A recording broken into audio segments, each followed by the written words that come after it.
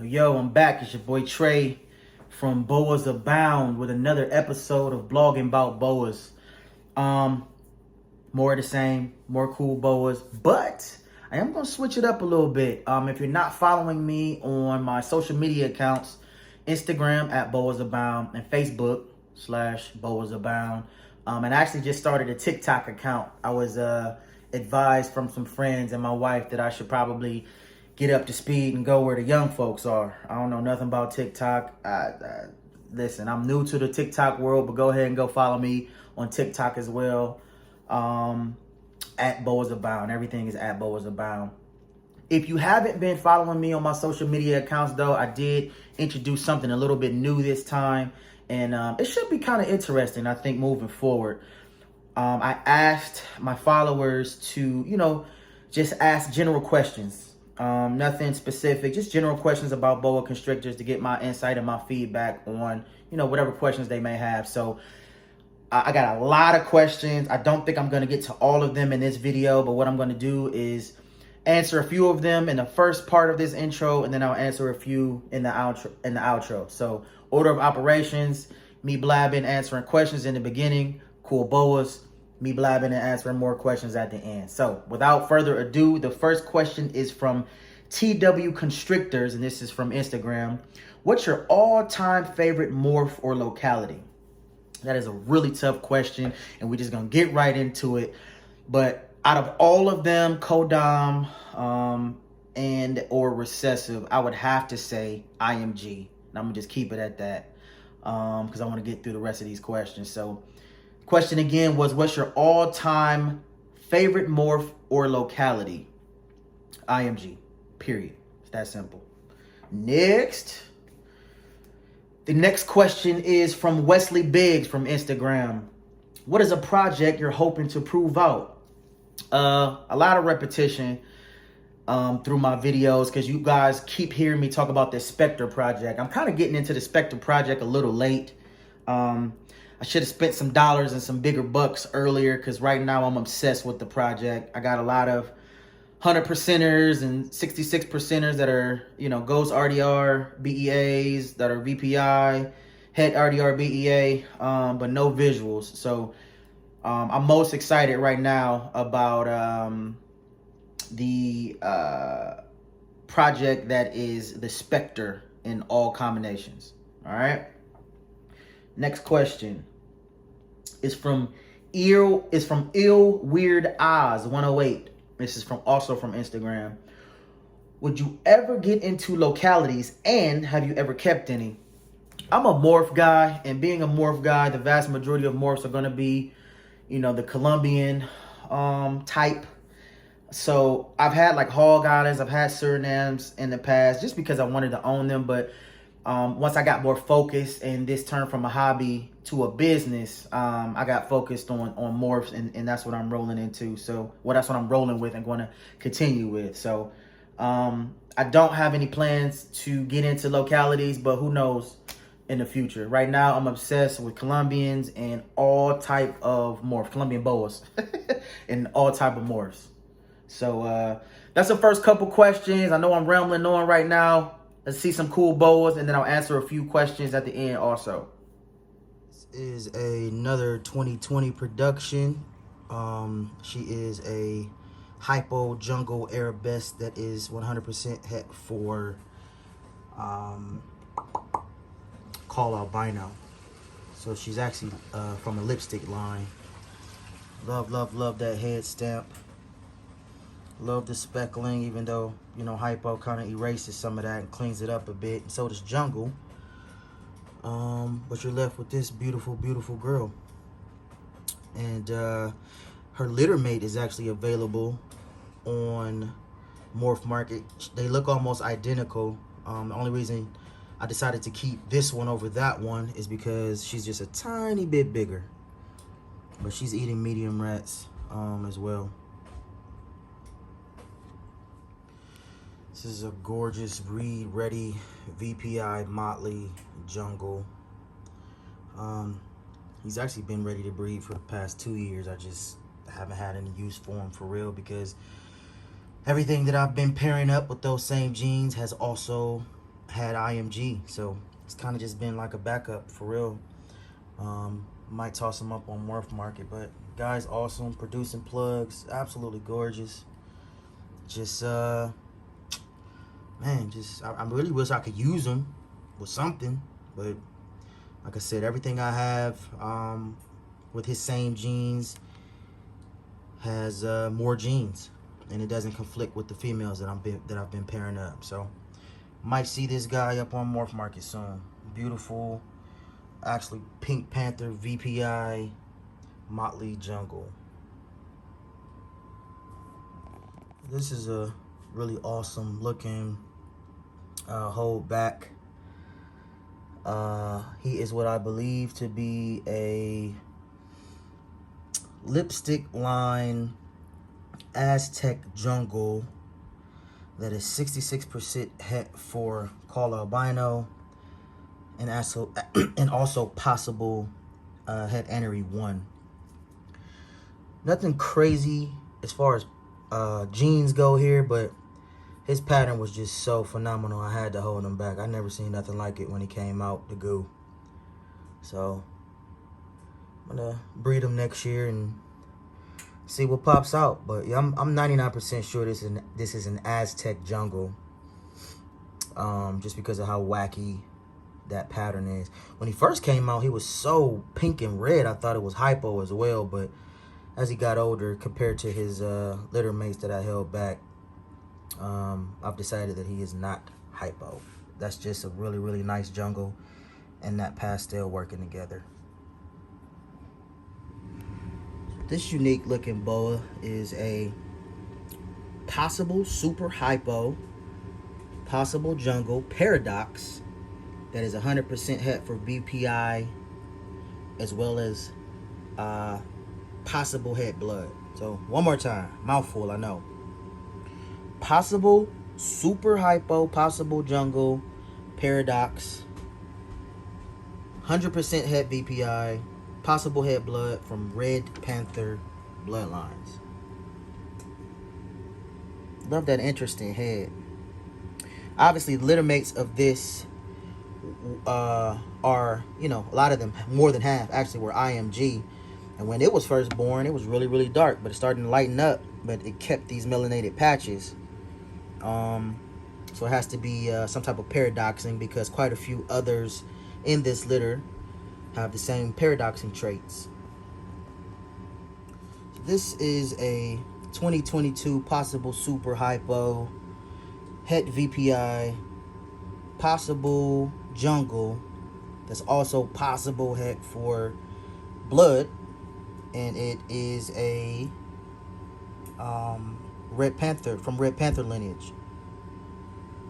Does not like this light too much, and I do not want to get bitten, so I'm gonna tap tap tap. You know what's going on. Very pretty. Available on Morph Market. This is a very, very nice possible super VPI Sunglow from Red Panther lines that is also a probable jungle and is also possible het for blood. Available on Morph Market 2022. Very, very well started. Eating medium to large mice. Could be switched over to rats at your leisure. Gorgeous.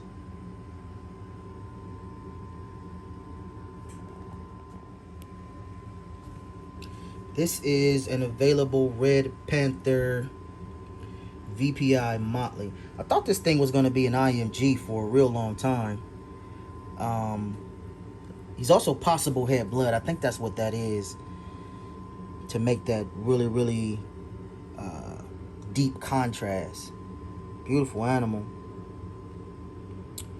But this animal, just like every other animal I have available, is up on Morph Market. If you have any questions about this animal, hit me up.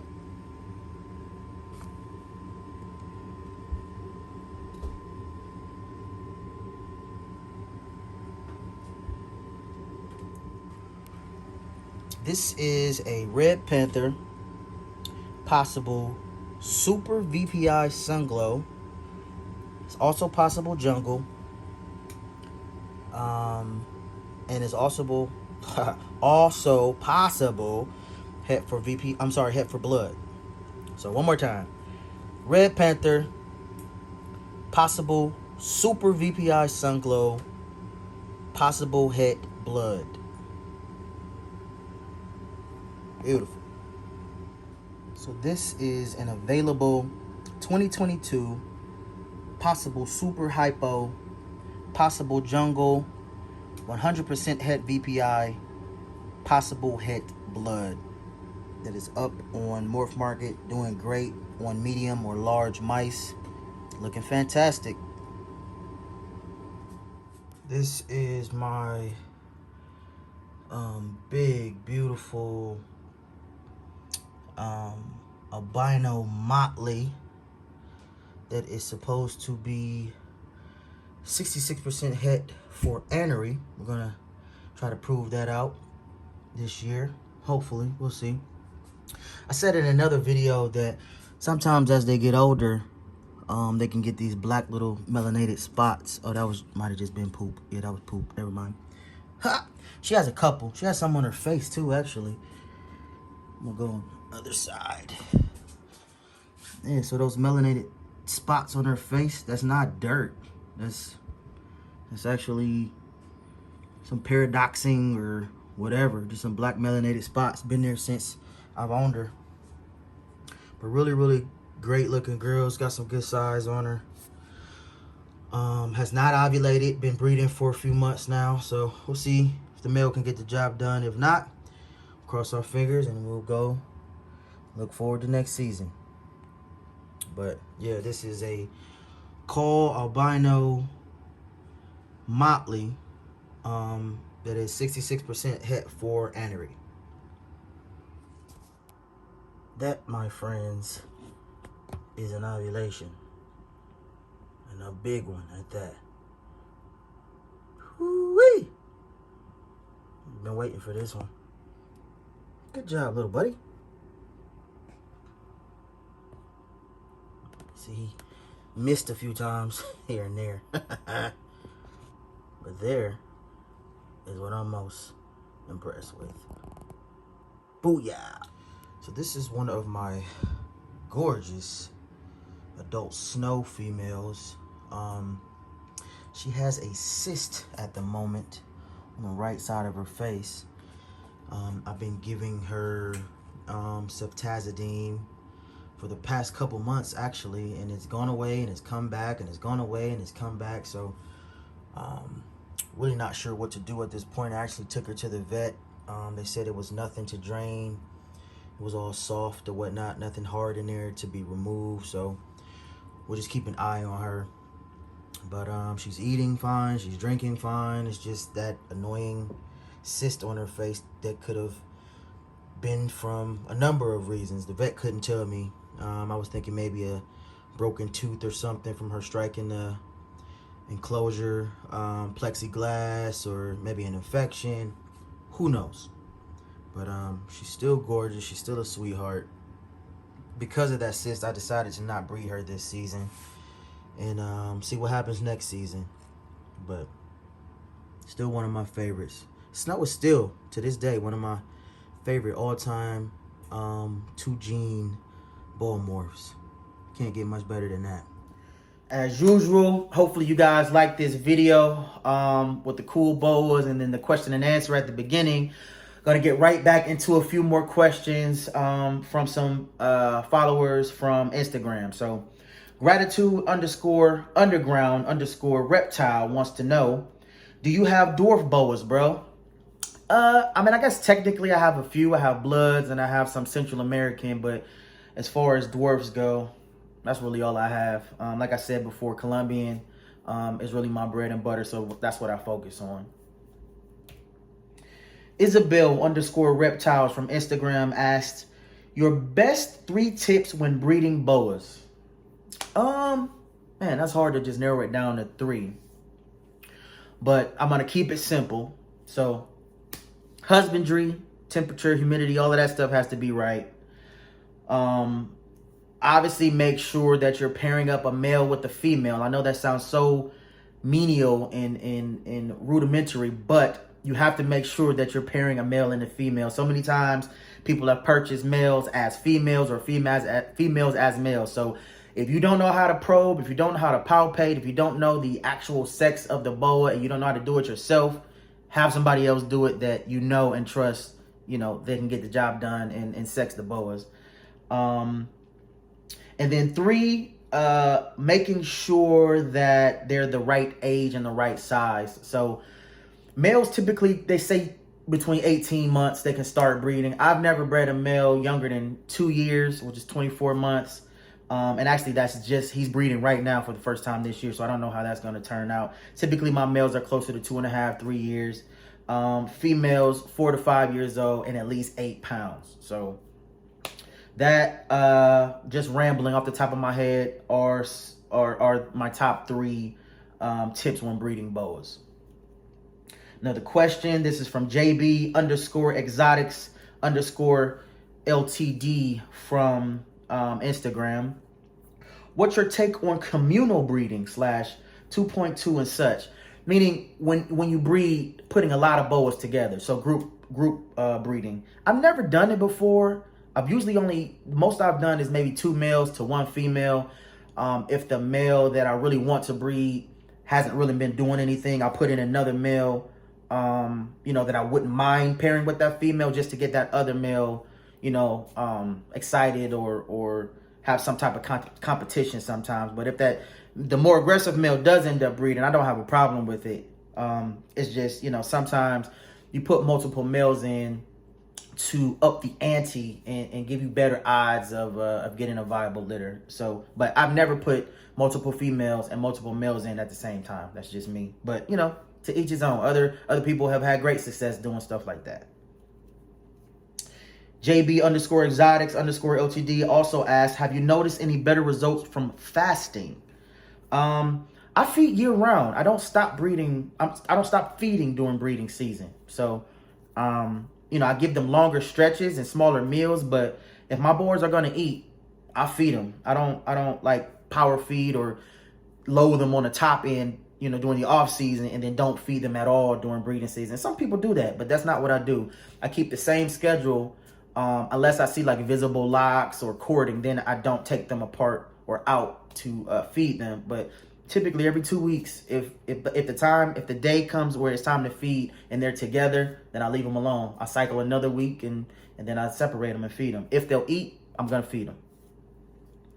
And then last question, Tyler Smith from Facebook asks, what is the toughest hurdle when initially breaking into the breeder side of the hobby that you faced? The toughest hurdle was money. To get ahead and to be competitive, to go from a hobby to a business, you have to invest a lot of time and a lot of money, to be honest, to be, I guess, considered competitive. Now, if you just want to learn how to breed, then it's doing your research and figuring out what you want to end up with and then making a plan to get those genes from trusted breeders to make that happen. But again, for me, it started as a hobby. So I already had a ton of boa constrictors just for the fun of it. And then when the price started to get a bit out of control as far as being able to feed them and take care of them, I said, okay, I need to offset this with breeding to be able to, you know, feed them. And it doesn't feel like a bill, you know what I mean?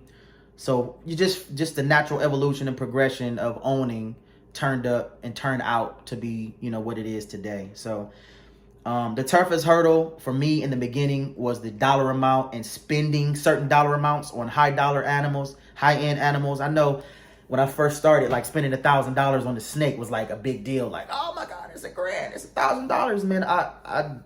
It's like, and again, this is all levels. You start, you know, from pet, you know, and it's a hobby, and then you go into a business. That $1,000 as a pet now for an investment is absolutely nothing. So I look at $5,000, $6,000, $7,000, $8,000, $9,000, $10,000 now, and I don't even blink my eyes at it because now it's an investment. It's a completely different spin or outlook on what I'm trying to do. So that's enough rambling today, man. I appreciate y'all for checking out this video.